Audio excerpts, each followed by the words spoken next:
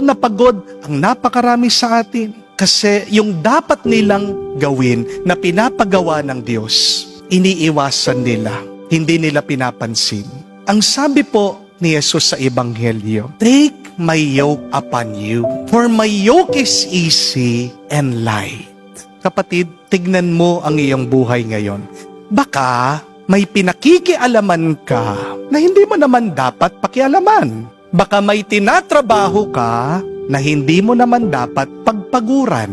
O baka may iniisip ka na hindi mo naman dapat isipin. May kaibigan po ako, isang misis, sinusumbong po niya yung kanyang mister sa akin. Ito po kasing misis, sobrang depressed na. Lungkot na lungkot. Tinatanong niya sa akin, "Father, bibitiw na po ba ako dito sa aking mister?" Nalaman ko po, may karelasyon siya. At napakatagal na po pala, nagsisiping sila. Hindi ko po alam, naging, pasensya na po sa terma, napakatanga ko po. Hindi ko napapansin o baka nagbubulag-bulagan lang ako, Father. Habang nandoon sa bahay namin, tinetext pa mismo. Nagko-communicate sila nitong babae niya. "Father, hanggang kailan ba ako maghihintay dito sa aking asawa? Kakapit pa ba ako o iiwanan ko na siya?" Ang sabi ko po sa kanya, tanong mo sa Diyos.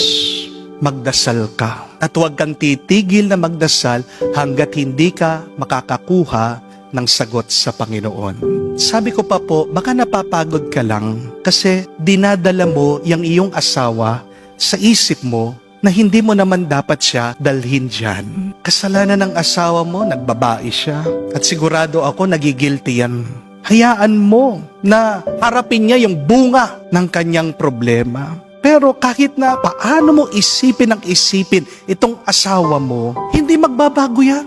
Hindi siya babalik sa'yo. Unahin mong kumapit sa Diyos bago ka kumapit sa iyong asawa. At makikita mo, magiging magaan at payapa ka. So remember this, my dear friends. Before you hold on to things, to people, before you carry your wishes, your desires, your plans, your dreams, hold on to God's will first. Carry God's desire first. Magandang itanong po ito, magandang pagnilayan.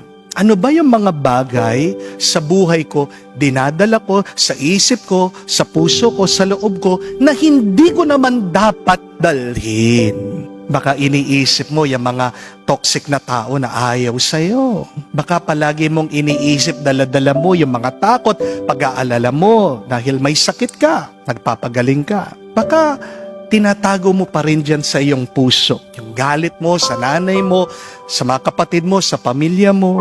O baka may inggit ka sa ibang tao. Kaya naman pinapakialaman mo yung buhay nila. Pagod ka, kapatid, kasi binubuhay mo yung hindi mo buhay.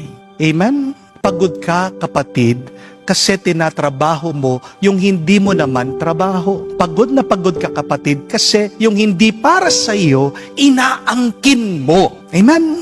So, yan po, unang-una, bitawan mo yung hindi para sa iyo.